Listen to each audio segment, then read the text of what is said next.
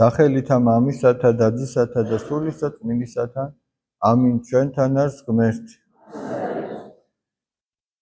დიდება და მადლობა ღმერთის დღევანდელი დღისათვის.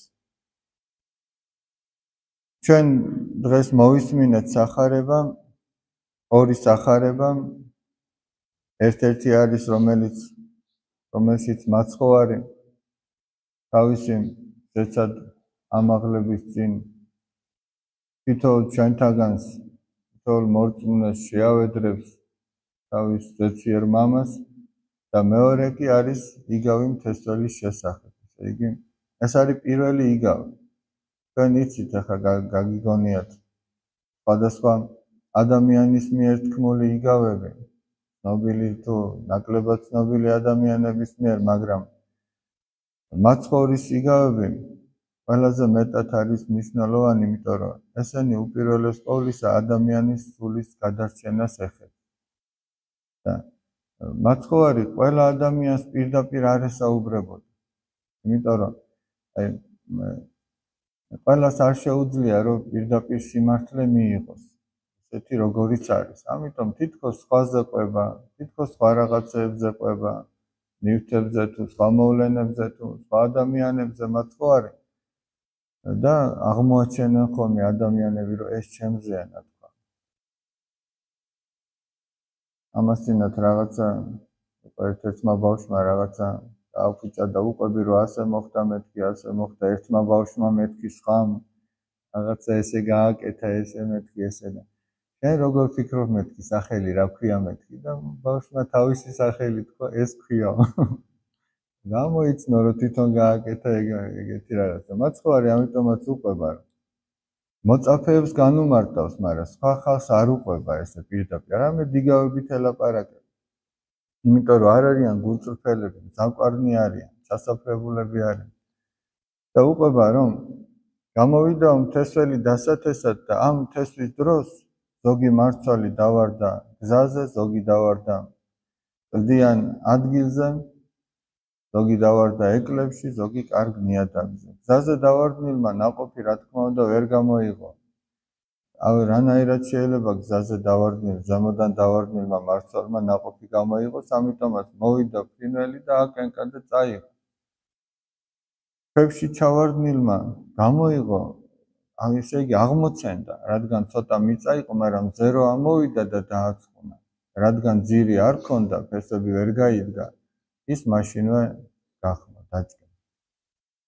ეკლებში ჩავარდნილმაც ნაყოფი ვერ გამოიღო, იმიტომ რომ ეკლebმა შეუშალეს ხელი. ადამიანი ხომ გათოხნის თავის ბოსტანს თუ რაც აქვს დათესილი, გათოხნის, იმიტომ რომ სხვა სარეველა ბალახმა ხელი არ შეუშალეს. ზოგი ჩავარდა კარგ ნიადაგში, ზოგმა 100 წილი გამოიღო, ზოგმა 60, ზოგმა 30. როდესაც სახლში შევიდნენ, მოწაფეები ეუბნებიან, რომ გამგვიმარტეო ეს იგავიო. თან უფალი, როდესაც იგავით ესაუბრება, ბოლოს ეუბნება ხოლმე, რომ ვისაც ყური აქვს მოსასმენად, ისმინეთ. ესე იგი, ყველას მოსასმენად არ აქვს ეს ყურები. ყველას აქვს ყურები, მაგრამ ყველას არ აქვს მოსასმენად. თან ახლა რო დავაკვირდეთ, ერთ-ერთმა ადამიანმა კარგი შემჩნევა გააკეთა. ადამიანს აქვს ორი ყური და ერთი პირი. ესე იგი, უფრო მეტად უნდა მოისმინოს და ნაკლები უნდა ილაპარაკოს. პირიქით თუ არ არის. მაგრამ სამწუხაროდ ჩვენ რაცნაირად შეიძლება მოვიკოჭლებთ ამას, იმიტომ რომ ჩვენ გვინდა რომ ყველას ყველაფერი ჩვენ უთხრათ, ჩვენ და ნაკლებად მოვისმინოთ. და მაცხოვარი განუმარტავს ამ იგავს და ეუბნება. გზაზე დავარდნილიო, ანუ თესველი არის ძეკაცისა. ძეკაცისას თავის თავს უწოდებს ხოლმე. სახარებაში მაცხოვარი და თესველი არის იესო ქრისტე. ის თესავს თავის სიტყვას. და ნიადაგი, სადაც ითესება, არის ადამიანის გული. ანუ ეხლა აქ საუბარი რაზეა? აი ღმერთი რო ადამიანის გულში ღვთის სიტყვას თესავს და მან ნაყოფი უნდა გამოიღოს. ნაყოფი არის სიყვარული, სიხარული, მშვიდობა, სულგრძელობა, მარხვა, მოთმინება, როგორც ამბობს მოციქული პავლე ჩამოთვლის. რა არის სულის ნაყოფი, ანუ სულიერი ცხოვრების ნაყოფი რა არის? და რა წინაღობები ექმნება, რა წინააღმდეგობები, რა დაბრკოლებები ექმნება ადამიანის გულში ღვთის სიტყვას, სწორედ მაგაზეა ლაპარაკი. და ერთ-ერთი დაბრკოლება რა არის? აი გზაზე დავარდნილიო, გავსო ისეთი ადამიანის გულს, რომელიც მოისმენს ღვთის სიტყვას. და მე დაუდევარია ამ სიტყვის მიმართ, უყურადღებო. და ეშმაკიც მოდის და პარავს ამ სიტყვას, იმისთვის რომ ადამიანმა არ ირწმუნოს და არ ცხონდეს. ეშმაკი პარავს, რითი პარავს? 1000 გვარი რაღაცეებით დაავიწყებს იმ სიტყვას. აი ხა შეიძლება თქვენ რასაც მოისმენთ, წახვიდეთ და აღარ გახსოვდეთ რაზე იყო საუბარი. ადამიანმა უნდა იფიქროს, ესე იგი, რა მოისმინა, რა წაიკითხა, რომ ამაზე ფიქრით რწმენა გაიძლიეროს და ამ რწმენით გადარჩეს. ესე იგი, ადამიანი, რომელიც მოსმენელი სიტყვის მიმართ დაუდევარია და არ ცდილობს, რომ ირწმუნოს და შეასრულოს. მეორე, კლდეში ჩავარდნილი, ნახეთ, აი აღმოცენდა. და ადამიანიო, რომელიც თავიდან სიხარულით მიიღებს ამ სიტყვას, აი უნდა რომ თვითონაც გააკეთოს ეს რაღაც სათნოების შესახებ მოისმინა, რომ თავდაბლობა კარგია, სიყვარული კარგია, მოთმინება, მიტევება თუ სხვა. გაუხარდა, მაგრამ როდესაც დადგა განსაცდელის წინაშე, ის უკვე უკან იხევს. აი მაგალითისთვის ვამბობ. დაუშვათ ვიღაც რისხანია და თქვა რომ მოდი სხვა ასეთ შემთხვევაში კარგი რაც აქამდე იყო, მართლაც ეგრე რაც იქამდე იყო, უნდა დაივიწყო. და უნდა შეინანო და დაივიწყო და წინ გააგრძელო. სულა ესე იგი თუ ტალახში ჩავარდი, უნდა ამოხვიდე, გასუფთავდე და წინ წახვიდე. კი ბატონო, ეს ძალიან მნიშვნელოვანია. მაგრამ ნახეთ აქ რაზე ელაპარაკი. დაუშვათ ადამიანმა გადაწყვიტა რომ აღარ განრისხდეს, აი მოითმინოს, სხვაგვარად შეხედოს. იფიქროს რომ მე ცოდვილი ვარ და ჩემი ცოდების გამო მოვიდა ეს ვიღაცამ შეურაცხყოფად ყოველად ხარ მომაყენა, ღმერთი თუ არ დაუშვებ და არ მოხდებოდა და ამგვარი ფიქრებით ცდილობს რომ მრისხანებისგან თავი შეიკავოს. მაგრამ დადგება ისევ იმ განსაცდელის წინაშე ვიღაცა შეურაცხყოფს და ეს აფეთქდება. აი მაგალითად ადამიანი გადაწყვეტს, აი ნაყროვანი ეს მრისხანეზე იყო, ნაყროვანი ადამიანი გადაწყვეტს რომ მოდი კარგი დღეს როგორც მოვიბურთე და ხვალიდან ცოტა რაღაცა შევძლე, იმიტომ რომ ესე არ შეიძლება. და გადაწყვიტა, უხარია რომ გადაწყვიტა. მაგრამ მაცივარი გამოაღო თუ არა, უკვე დაუჭკნა ფოთლები, ძირი გაუხმო და ვეღარაფერი. ანუ დაუშვათ აი მოწყალებას გავცემ ფიქრობს. მანამდე ყოჩაღია, მაგრამ ვიღაცა როს თქოს, შვილო დამეხმარე ექვიცაში გაივლის, იქ უკვე უჭკნება ფოთლები. ანუ განსაცდელის ჟამს უკვე ვეღარ არის ისეთი. ძირი არ აქვს, ფესვი არ აქვს გათქმული. და აქაც ვერ გამოიღო ნაყოფი. ეკლებში ჩავარდნილიო, მაცხოვარი ამბობს, 3 სათდურს ამბობს, რატო ვერ გამოიღო ნაყოფი? იმიტომ რომ ეს არის სიმდიდრეზე ფიქრი, საზრუნავები და ხება განცხრომა. აი ეს სამი რაღაც, რომ ადამიანი სულ სიამოვნებებზე ფიქრობს. სიმდიდრე თავისთავად არც სიკეთეა და არც ბოროტება. გააჩნია ადამიანი როგორ გამოიყენებს. უფრო სიკეთეა, ღვთისგან მიცემული სიკეთეა. ტალანტია, ღვთისგან მიცემული. მაგრამ იმ ტალანტს თუ არასწორად გამოიყენებ, იმის გამო მოგეკითხებ. იმას როგორ იყენებ, ეგ არის მთავარი. და თუ სიმდიდრემ დაგიპყრო და ის გფლობს შენ, ამის გამო უკვე ისჯება ადამიანი. არამედ ადამიანი უნდა ფლობდეს სიმდიდრეს და თავისი სინდისისაგ განკარგავდეს მას. საზრუნავები ყველა ადამიანს აქვს, მაგრამ როდესაც ხორციელი საზრუნავის გამო ადამიანი სულიერ გადაწევს იქ, ეს ნიშნავს, რომ იმ სიტყვამ მის გულში ჩაათესილმა ნაყოფი ვერ გამოიღო. ახლა კვირა დღეს რო ადამიანი საზრუნავებს გამოიჩენს, ეს ნიშნავს, რომ ის არასწორი გზით მიდის. და სხვა ნებისმიერ შემთხვევაში, სადაც სულიერი და ხორციელი დევს სასწორს. და შვება განცხრომა, სიამოვნებაზე ფიქრი. დღეს ხო ყველაფერს რეკლამა საამისოდ უკეთდება, რომ შენ უნდა ისიამოვნო, შენ უნდა დაისვენო, შენ უნდა გემრიელი რაღაცა ისახნა. და ამ სურვილებს კიდევ საზღვარი არ აქვს, ესე იგი, ვერასოდეს ვერ დამთავრდება. რაც უფრო როგორ არის ნათქვამი, მადა ჭამაში მოდისო, რაც უფრო მეც სიამოვნებას იღებ, ის სიამოვნება უკვე გბეზრდება და ახალი გინდა, კიდევ უფრო ახალი გინდა და ამ ყველაფერს სჭირდება დროც, ენერგიაც, მატერიალური სახსარიც და ყველაფერი ის, რაც ღმერთმა სიამოვნების საძიებლად კი არა, არამედ სულის გადასარჩენად მოგცა და ჩვენ იმაში ვფლანგავთ, ესე იგი. და ესეც სათური და ბოლოს ამბობს, ვინც და ზოგი დავარდაო კარგ ნიადაგზე. კარგი ნიადაგი თავისთავად ხო არ არსებობს. დაუშვათ ადამიანმა სოფელში მინდორი იყიდა, ბაღი იყიდა. იქ ახლა შეიძლება ეკლებიც არის, ქვებიც არის, სადღაც ბოთლის ნამსხვრევები ყრიათო, სხვა რკინები. ეს ყველაფერი უნდა გამოიტანოს ადამიანმა, ანუ თავისი გულიდან უნდა გამოიტანოს ეს ყველაფერი, რაც იქ ხელს უშლის. გადაყაროს ყველაფერი ნაგავად ჩათვალოს, რაც ღმერთთან ურთიერთობაში ხელს უშლის. მერე იქ ის უნდა მოიხნას, გაფხვიერდეს, სინანულის წრემლებით მოირწყოს, აბა მორწყვის გარეშე უწყლო ადგილზე რა მოდის. ხოდა თუ ეს ყველაფერი არის, ეს კარგი ნიადაგია და ასეთ გულში რო ჩავარდება მარცვალი, ზოგი 100 წელს გამოიღებს, ანუ ზოგი მიატოვებს ამ წუთისოფელს და თავწულებით ცხოვრებას აირჩევს. აი მაგალითად, როგორიც იყვნენ განდეგილი მამები, ანტონი დიდი თუ პახუმი დიდი, ჩვენი წმინდა მამა გრიგოლ ხანძთელი თუ სხვანი. ზოგი 60 წელს გამოიღებს, შეიძლება ეს ოჯახური ცხოვრება იყოს, ზოგი 30 წელს გამოიღებს. და ყველა იმ ადგილზე, სადაც არის, შეძლებს ნაყოფის გამოღებას. და ნაყოფი არის, რომ ადამიანი გახდება უფრო მეტად თამდაბალი, უფრო მეტად მოსიყვარულე, დამთმობი, მიმტევებელი. და თუ ეს არ იქნა, ესე იგი, თუ ამ წინაღობებზე ჩვენ არ ვიფიქრეთ, რაც ხელს უშლის, და ეს ერთი და ორი ადამიანისთვის კი არა, ყველას გულში ეს ხდება. ზოგს ამგვარი სათდური აქვს, ზოგს იმგვარი, ყველას თავისებური დაბრკოლება აქვს, ყველას ერთნაირი ბრძოლა არ აქვს.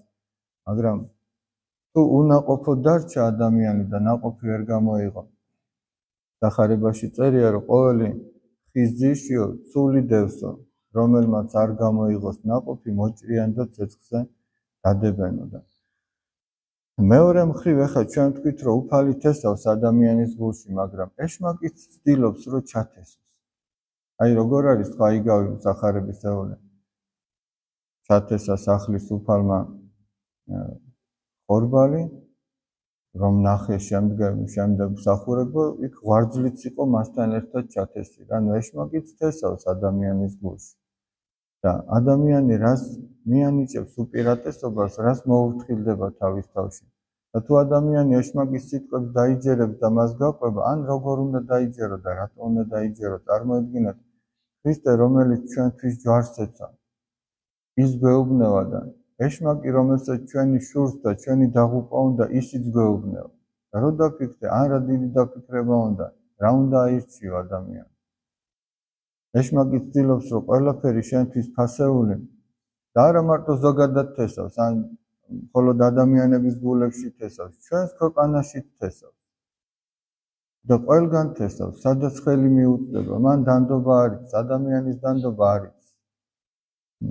სადაც ხელი მიუწვდება, ყველგან თესავს იმ უზნეობას, იმ გარყვნილებას, იმ უსამართლობას, უღმერთობას თესავს. და საბოლოო ჯამში კი, როდესაც დადგება მტკის დრო, ესე იგი საყოველთაო აღსასრულე, ეს ყველა მომკილი იქნება ანგელოზთა მიერ, როგორც სახარება ამბობს და ყველა ღვთის წინაშე წარდგება. ვიღაც თუ შეინანებს, შეიძლება ადამიანი აი იმ სახარების ეულის სიტყვებით რო ვთქვათ, დღეს შეიძლება ღვარძლია. ის არის, რომელიც ეშმაკს უსმენს. მაგრამ მან თუ შეინანა, მას შეუძლია, რომ ხორბალი გახდეს. მას შეუძლია, რომ ღვთის შვილი გახდეს. ოღონდ თუ შეინანა იმ შემთხვევაში. და უფალიც ამისთვის მოვიდა, რომ არა მოედიო წოდებად მართალთა, არამედ ცოდილთათვის, რათა მათ შეინანო. ეს არის ყველაზე მთავარი. თორე უცოდველი ადამიანი არ არის. ვერც ერთ ადამიანზე ვერ იტყვი, რომ ესე იგი ვერ გადარჩება, მაგას არაფერი არ ეშველება. ეგეთი რამის თქმა არ შეიძლება. იმიტომ რომ ჩვენ ვინა ვართ მაგას რო ამბობ. ესე იგი, ვიზეთ ჩვენ ვამბობთ, რომ მაგას არაფერი ეშველება, იმისთვის ქრისტე ჯვარს ეწოდა. შენ ქრისტეს მაშინ რას ეუბნები, რომ შენ ტყუილად მოხვედი და ტყუილად გაწია ამ ყველა ღვაწლი, რომ იმას მაინც არაფერი ეშველება? ამიტომ სიყვარული სულგრძელ არის და ტკბილო, მოციქული პავლე რო ამბობს. სიყვარული ყოველსა მოითმენს, ყოველის წამს, ყოველსა თავსიდებს, ანუ სანამ მისი საყვარელი ადამიანი არ გამოსწორდება, ითმენს, პირთულობს და სწამს და იმედი აქვს, რომ გამოსწორდება. ამიტომაც ბოლოში ნახეთ, როგორ იყო ნათქვამი, რომ ზოგმა გამოიღო 100 წილიო და ნაყოფი გამოიღიან მოთმინებითა. მოთმინების გარეშე ვერავინ ნაყოფს ვერ გამოიღებს. რა სათნოებაც არ უნდა იყოს, ყველაფერი მაინც განსასწრებს უკავშირდება. წმინდა მამა ამბობს, განსასწრების გარეშე თუ ადამიანს სათნოება აქვს, ესე იგი ეგ სათნოება არ არის. თუ იმია შეურაცხყოფს და არაფერს არ ითმენს, შენი სიმდაბლე რაში უნდა გამოჩნდეს? თუ ვინმე, ესე იგი, მოწყალებას არ გთხოვს, შენ რაში უნდა გამოჩნდეს, რომ შენ დაგენანა, თუ არავინ არ გთხოვს არაფერს. იგივე წაღან ნაყროვანებაზე რო ამბობდით, თუ ესე იგი უდაბნოში ხარ და არაფერი არ გაქვს რო ჭამო, რაში უნდა გამოჩნდეს შენი ნაყროვანება? აი ვისიც ეს ნაყოფი აღმოცენდა, მან ისწავლა ღვთისმცნებებით ცხოვრება და ერთი ესეთი ამბავი არსებობს, ესე იგი ძალიან საინტერესოა, რაღაცას რო გადავეყრები ხოლმე, მინდა რომ როგორც სიტყვიან სხვებისთვისაც კითხულობს ამ დროს უკვე ადამიანი რო სხვებს სარგებელი მოუტანოს და ერთი სოფელი იყო, მოკლედ ერთი მხატვარი ცხოვრობდა, მოხუცებული მხატვარი. და ძალიან კარგი ნახატები ჰქონდა, ძალიან ძვირადაც ყიდი და ცოლ-შვილი არ ყავდა, შვილები არ ყავდა, არავინ შვილიშვილები. და მოვიდა ერთი მეზობელი და ეუბნება, რომ შენო კარგი ნახატები კი გაქვსო, ძვირადაც ყიდიო, მაგრამ შენ არავინ მოკეთე და მოყარი არ გყავსო. რაში გჭირდებაო? საფლავში ხო არ წაიღებო, შენ კიდე სიკეთეს არავის არ უკეთებო, მარტო შენთვის გაქვსო და აი შეხედეო ჩვენს ყასაბსო, ჩვენი სოფლის ყასაბსო, ცოლ-შვილიც ყავსო, მაგრამ ნახე რამდენ სიკეთეს აკეთებს, თავის ცოლ-შვილს აკლევსო და სიკეთეს აკეთებს. აი დღეს მოციქული პავლე ამბობდა სამოციქულოში, რომელმან თესოს რიდობით, რიდობითსა მოიმკოსო და რომელმან თესოს კურთხევით, კურთხევითსა მოიმკოსო. შენ თუ დანანებით დათესა, ой მიწაში დანანებით ჩაგ, დაგენანა რომ უფრო მეტი ჩაგეყან. დანანებითაც ამოვა. თუ შენ უხვად ჩაყრი, უხვადაც ამოვა. და აი ნახეო ეს ჩვენი ყასაბიო როგორ ეხმარებაო. აბა შეხედეო მეპურესო. ისიც ზოგს უფასოდ აძლევს პურსო, ზოგს ფარამით ეხმარებაო. შენი ავთია ქარი ხო საერთოდ წმინდანიაო, ნახეო წამლებით როგორ ამარაგებს გაჭირებულ ავადმყოფებს. გაეცინა ამ ხატვარს და ამაზეც უგაგიჟდა ეს მეზობელი და გამოუჯახუნა, კარები წამოვიდა და სოფელში ამბობს, რომ ნახეთო ეს ძუნწი, ეს უხეირო კაციო. რა თუნდაო, საფლავში წაიღებს თუ რა იქნებაო და ცოტა ხანში გარდაიცვალა ეს ხატვარი. და გავიდა და არავინ არ მივიდა, ცოტა ხალხი მივიდა. საერთოდ ესე იგი, ცოტა ხალხი ძირითადად მიდის ხოლმე ღარიბი კაცი რო გარდაიცვალა. დიდაი რო გარდაიცვალა არ იქა და გასწრებაზე ვინ პირველი მიო. მაგრამ ერთი სასულიერო პირი ამბობდა, ღარიბთან არ უნდა შეგეშალოს. დიდართან თუ შეგეშალა არა უშავს.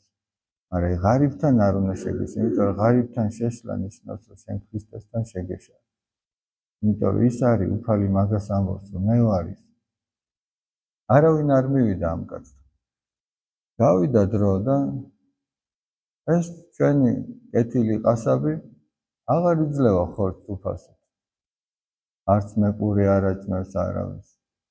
ვეღარც აფთიაქარი ეხმარება. რა გჭირთ კეთილო ადამიანებო, ეს გაჭირებული ხალხი ეუბნება, რა დავაშავეთ ასეთი, რომ თუ გუშინ გვაძლევდით და გუშინ წინ, დღეს რატო აღარ გვაძლევთ? ბოლოს იძულებული გახდნენ, რომ ეღიარებინათ ჩვენო ის ხატვარი გვაძლევდა ფულს, რომ თქვენთვის უფასოდ მოგვეცა ეს ხორცი და პური და წამლები. ის აღარ არის და ჩვენ ამის შესაძლებლობა არ აქვს.